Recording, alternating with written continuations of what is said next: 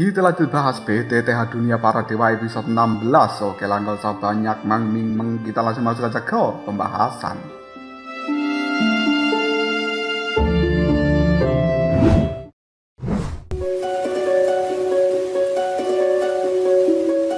Souyen pada saat ini tidak bisa berbuat apa-apa ketika melihat tubuh dari seorang Long Yi telah terjatuh ke tanah karena mendapatkan serangan yang luar biasa hingga membuatnya terluka. Detik berikutnya sinar cahaya hijau telah diluncurkan oleh manusia serangga hijau dan kemudian BOOM! Hal itu pun mengenai tubuh dari Souyen tanpa bisa menahan sedikit pun karena Souyen sebenarnya juga sudah kehabisan tenaga di dalam dirinya. Souyen pun merasakan pusing luar biasa dan kemudian dia ambruk di dalam tempat ini. Dia sudah pasrah dengan nasib berikutnya yang akan menimpa seorang Souyen. Pandangan mata Souyen berkunang-kunang dan selanjutnya dia pun memejamkan matanya, tidak berbuat apapun. Sementara di tempat lain, ular-ular merah dan juga serangga-serangga hitam masih melakukan pertempuran dengan cara yang cukup intens. Tidak ada satupun dari mereka yang ingin menunjukkan kekalahan. Kita berpindah pada sebuah tempat yang cukup sunyi dan juga gelap serta keheningan menyelimuti tempat ini. Serangkaian energi yang berwarna merah berputar-putar di udara dan kemudian sosok pemuda yang menggunakan jubah berwarna hitam melayang di dalam tempat itu. Dan sebenarnya itu adalah Souyen. Dia sudah pingsan selama periode waktu yang tidak diketahui. Tidak lama kemudian Souyen pun dengan susah payah membuka matanya. Dan pertama-tama dia pun melakukan pemeriksaan pada tubuhnya, mendapati bahwa luka-luka telah menghilang, membuat Souyen cukup terkejut. Mungkinkah hal ini disebabkan oleh api surgawi yang berada di dalam tubuhnya? Tepat ketika Souyen baru saja membuka mata itu, sosok dari Zanlao telah muncul di sebelahnya. Dan kemudian orang itu mengatakan, "Akhirnya kau bangun juga." Souyen pun melihat pada Zanlao dan kemudian dia berkata, "Tetua Zanlao, di manakah aku sebenarnya berada? Bukankah pada saat itu aku telah pingsan? Kenapa tiba-tiba aku bisa muncul di dalam tempat ini?" Mendengarkan pertanyaan dari Souyen membuat Zanlao hanya tertawa. "Bocah sialan, keberuntunganmu tidak buruk. Ketika kau pingsan, sebuah pusaran telah muncul dan kemudian melahap dirimu. Sekarang kau terpental ke ruang yang berada di samping dari tempat pusat. Dan benda yang kita cari juga berada di dalam ruangan ini. Sepertinya ada beberapa keuntungan yang tidak terduga sedang menunggu dirimu." Souyen benar-benar tidak habis pikir tentang keberuntungan yang telah menimpa dirinya. Pada saat itu dia sudah pasrah apakah akan mati atau bertahan hidup. Zanlao kembali menatap Souyen dan orang itu mengatakan, "Energi darah iblis yang berada di dalam tempat ini sangat melimpah. Gunakan api suci kekacauan untuk melindungi tubuhmu dan juga menyembuhkan seluruh luka-lukamu terlebih dahulu. Keberuntunganmu datang dari api surgawi yang kau miliki. Jika tidak, kau pasti sudah dihabisi oleh manusia serangga hijau itu. Awalnya pada saat itu aku ingin keluar dan ikut campur di dalam pertarungan. Tapi kemudian aku menyadari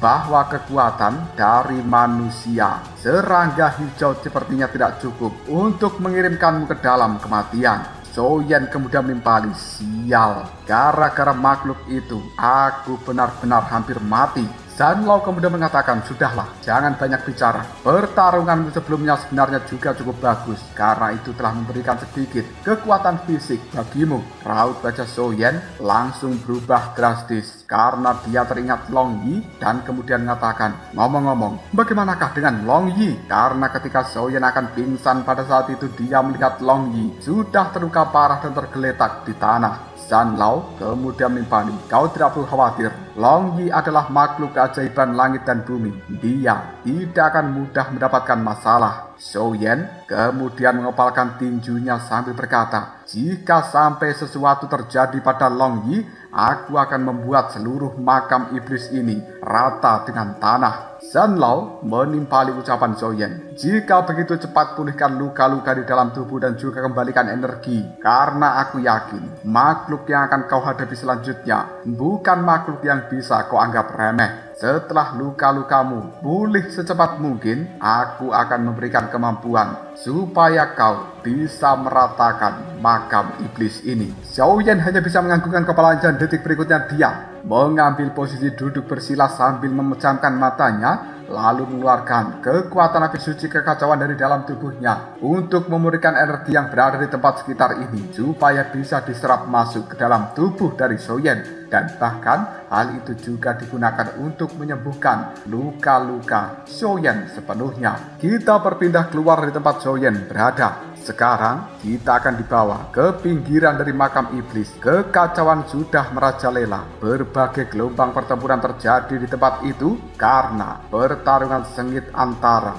serangga hitam dan juga ular-ular merah masih terjadi. Kedua makhluk itu merupakan ras utama yang menempati pinggiran makam iblis. Yang satu adalah klan ular mata iblis yang merupakan ular-ular merah, sementara yang satunya lagi merupakan klan serangga darah hitam pemakan iblis. Biasanya kedua makhluk itu tidak saling mengganggu sama lain dan hidup berdampingan secara damai. Bahkan jika seseorang sesekali masuk wilayah mereka, tidak akan pernah menimbulkan keributan apapun.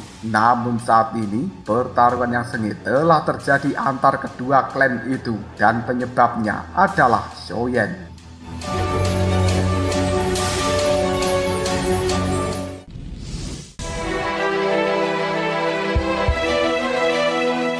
Setelah pertarungan sengit antara kedua klan itu mengalami sebuah kebuntuan, tiba-tiba saja sinar cahaya emas melesat dengan kecepatan tinggi dan kemudian mengeluarkan petir-petir emas untuk menyambar ular-ular merah dan juga serangga-serangga hitam. Iya, cahaya keemasan itu sebenarnya merupakan Long Yi yang sudah mengamuk. Dia memanfaatkan kebuntuan pada kedua belah pihak untuk melancarkan serangan secara habis-habisan. Apa yang dilakukan oleh Long Yi benar-benar memicu kemarahan dari klan ular bermata iblis dan juga klan serangga darah hitam pemakan iblis. Akhirnya kedua klan itu menjadikan Long Yi musuh bersama untuk saat ini. Namun Long Yi tidak peduli sama sekali. Naga emas raksasa itu pun masih meluncur dengan sangat cepat, membawa kekuatan petir emas yang menyambar berbagai serangga-serangga hitam dan juga ular-ular merah yang membuat mereka langsung terpental dan juga sebagian ada yang berubah menjadi debu. Manusia serangga hijau ketika menyaksikan adegan seperti ini hanya bisa berteriak dengan marah.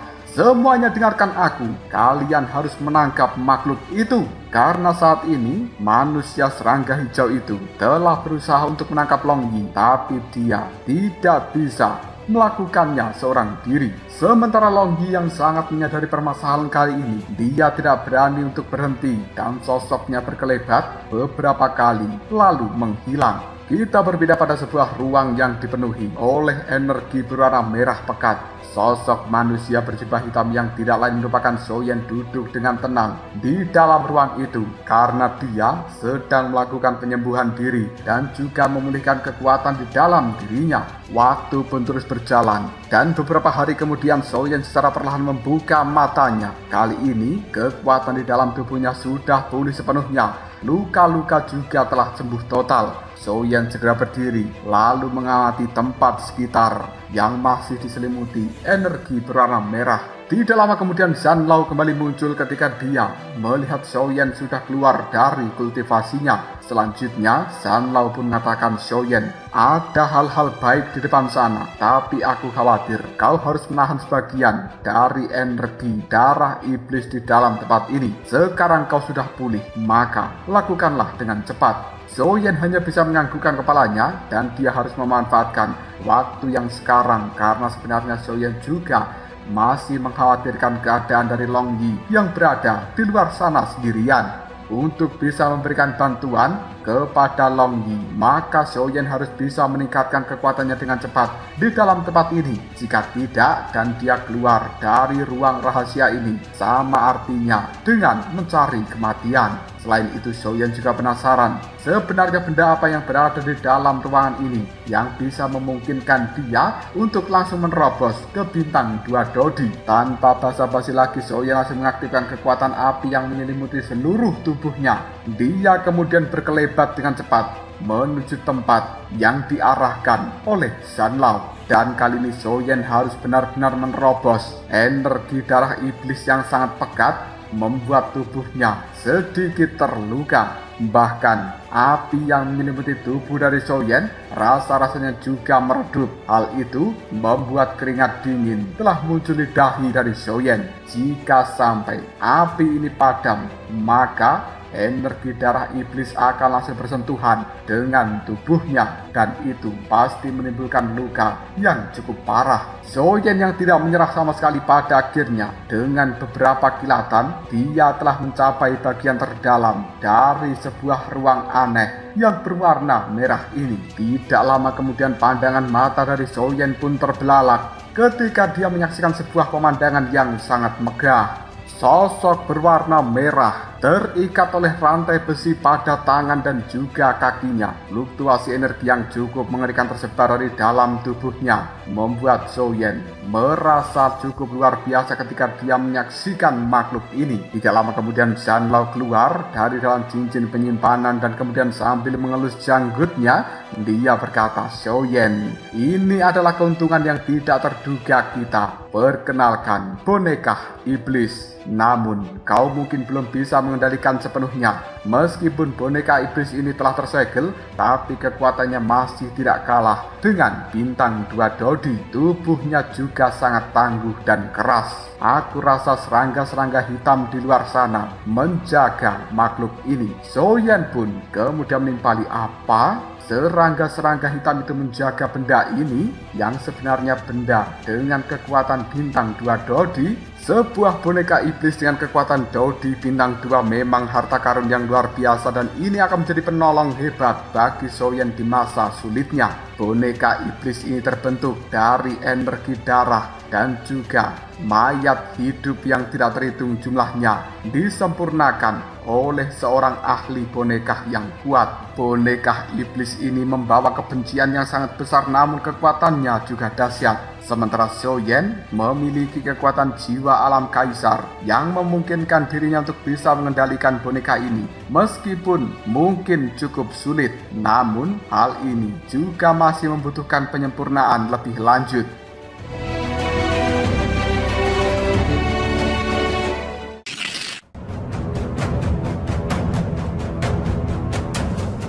Zanlao yang berada di sebelah dari Xiaoyan kemudian mengatakan, "Xiaoyan, mendekat dan juga ambil makhluk itu. Boneka iblis ini akan menjadi pelindung yang baik bagi dirimu. Pergi dan tangkaplah. Tapi hati-hati, boneka iblis sepertinya sudah memiliki sebuah kecerdasan." Setelah berkata seperti ini, tubuh dari Zanlao kembali menghilang dan masuk ke dalam pagoda emas. Xiaoyan hanya bisa tersenyum sambil menggelengkan kepalanya tanpa daya. Xiaoyan kemudian mulai menyipitkan matanya karena dia bisa merasakan adanya niat yang luar biasa terpancar dari dalam boneka iblis itu. Jika Xiaoyan ingin benar-benar mengendalikan boneka ini, mungkin dia akan membutuhkan banyak usaha. Hanya dengan sekali hentakan kakinya, tubuh dari Xiaoyan sudah melesat sangat cepat dan kemudian dia sekarang berdiri di depan boneka iblis yang tangan dan juga kakinya terikat dengan rantai besar hitam. Xiaoyan pun mulai melakukan pengamatan dan dia cukup takjub dengan struktur tubuh dari boneka iblis ini yang tampak benar-benar kokoh. Detik-detiknya tanpa ragu lagi Xiaoyan menggigit ujung jarinya sendiri dan sebuah cairan berwarna merah kini telah muncul dari ujung jari itu.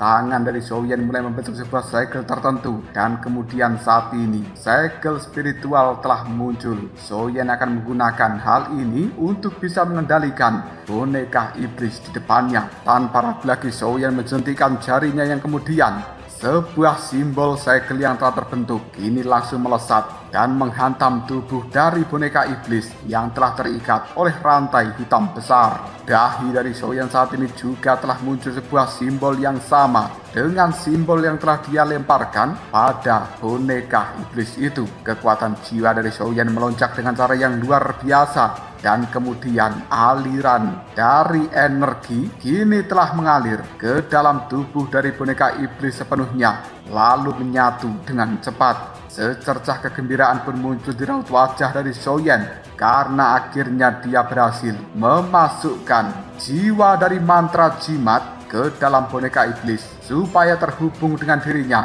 dan bisa dengan mudah dikendalikan oleh Soyen. Tiba-tiba saja boneka iblis yang sejak tadi menutup matanya kini langsung terbuka dengan aura yang sangat menakutkan menyebar di udara. Bahkan pandangan matanya menatap Soyen dengan cara yang luar biasa, membuat tubuh dari Soyen tanpa sadar langsung gemetaran. Pada akhirnya boneka iblis ini mulai memutuskan rantai yang telah mengikat tubuhnya dengan dinding di dalam tempat ini, dan dia pun bergerak maju menghadap pada Soyen, lalu berjongkok di hadapannya seperti seorang pembantu yang memberikan hormat kepada tuannya. Menyaksikan adegan seperti ini membuat Soyen hanya bisa tertawa dengan bangga. Yang kemudian Soyen melambaikan tangannya. Dia pun menyimpan boneka iblis ini ke dalam cincin penyimpanan yang akan dia gunakan sebagai kartu trap andalan ketika Soyen menghadapi bahaya yang besar. Tubuh dari Soyen sekarang merasa cukup kelelahan karena dia membutuhkan waktu dan juga usaha yang cukup lama untuk benar-benar bisa membentuk mantra jimat demi mengendalikan boneka iblis tersebut. Soyen buru-buru mengambil posisi duduk bersila dan kemudian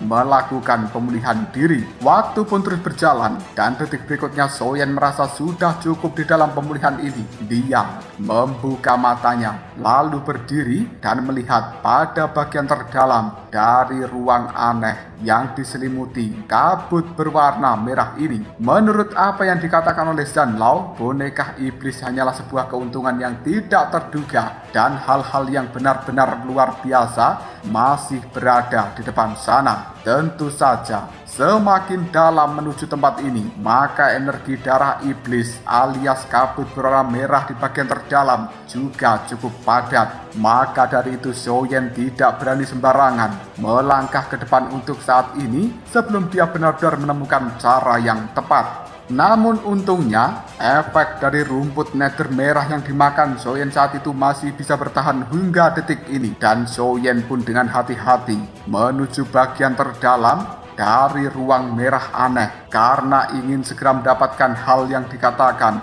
oleh Zanlao bisa meningkatkan kekuatan di dalam dirinya menjadi bintang 2 Dodi. Karena tidak sabaran Soyen langsung menggabungkan gerakan 3000 petir dan juga langkah ledakan. Hal itu menciptakan sebuah kecepatan yang luar biasa. Soyen pun dengan cepat menerobos kabut-kabut merah tersebut. Hanya dalam waktu yang cukup singkat Soyen telah mencapai kedalaman dari ruang merah aneh ini. Energi darah iblis yang berada di dalam tempat itu semakin menakutkan saja. Dan Soyen yang secara tidak sengaja terkena hal ini, tubuhnya langsung mengeluarkan cairan berwarna merah. Bahkan sebagian sampai ada yang masuk ke dalam tubuh Soyen. Dia buru-buru menggunakan kekuatan api suci kekacauan untuk mengusir kabut merah yang telah menyusup ke dalam tubuhnya.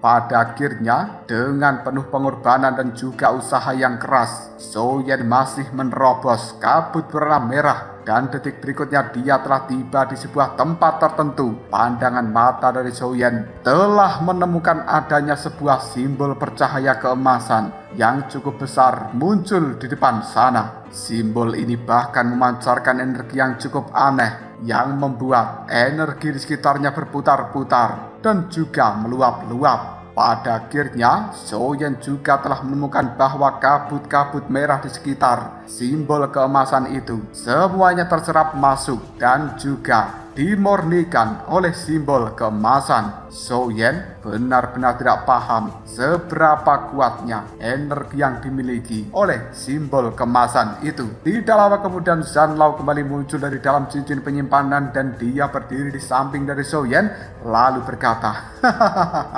Soyen, pada akhirnya barang pertama yang kita cari telah kita temukan. Itu adalah benda bagus yang kukatakan sebelumnya. Benda ini bisa menarik dan juga menyerap serta memurnikan energi darah iblis. Mendengarkan perkataan dari Zanlao membuat raut wajah Soyen tampak terkejut dan dia mengatakan, apa? Benda itu bisa membantuku menyerap energi darah iblis? Zanlao pun menganggukkan kepalanya sambil mengatakan, benar, benda ini secara alami memiliki kualitas uniknya sendiri dan itu disebut jimat darah iblis yang bisa menghilangkan faktor-faktor kekerasan dari energi darah iblis. Apabila kau ingin cepat naik ke bintang 2 Dodi, maka kau membutuhkan energi darah iblis yang sudah dimurnikan menggunakan jimat darah iblis ini. Mendengarkan perkataan dari seorang Zanlao membuat raut wajah Soyen terlihat nampak senang. Akhirnya dia menemukan benda yang luar biasa untuk bisa meningkatkan kecepatan, kekuatan di dalam tubuhnya. Soyen yang sudah tidak sabaran hendak berjalan maju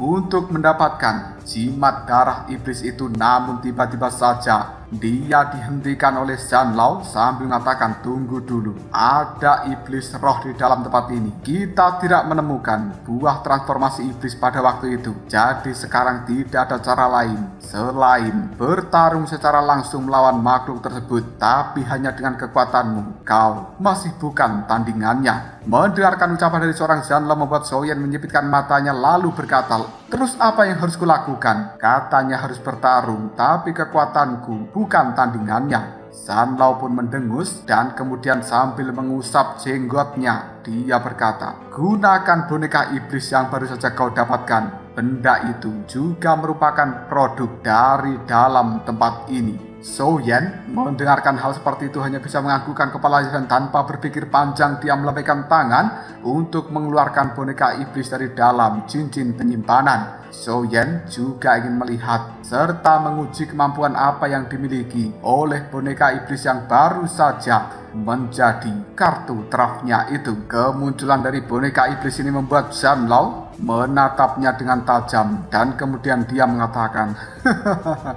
benda ini tidak buruk. Jika segel di dalam tubuhnya telah sepenuhnya dihilangkan, seharusnya kekuatan asli dari boneka iblis ini mampu menandingi seseorang yang berada di bintang 3 Dodi. Namun aku khawatir, jika segel itu dihilangkan, maka Soyen, kau tidak akan bisa mengendalikan benda ini. Maka dari itu, tunggu sampai kekuatanmu menjadi jauh lebih kuat dan kemudian kau menyempurnakan boneka iblis ini supaya bisa memaksimalkan kekuatan di dalamnya tanpa memberikan serangan balik terhadap dirimu. Tanpa ragu lagi Soyen melambaikan tangannya mengendalikan boneka iblis yang kemudian membuat makhluk ini bergerak dengan sangat cepat ke depan sana. Tiba-tiba saja, pum! Boneka iblis seperti menabrak sesuatu yang luar biasa. Dan tidak lama kemudian, sosok tubuh transparan dengan sinar cahaya keemasan telah muncul dari belakang sana. Pandangan mata Soyen langsung menyipit ketika menyaksikan kemunculan dari makhluk ini dan dia juga menelan ludahnya sendiri. Karena sebenarnya makhluk itu adalah iblis roh yang dikatakan oleh Zanlao sebelumnya. Fluktuasi energi dari makhluk ini benar-benar luar biasa. Dan itu membuat Soyen merasa bahwa jika dia yang maju memang bukan tandingan dari iblis roh.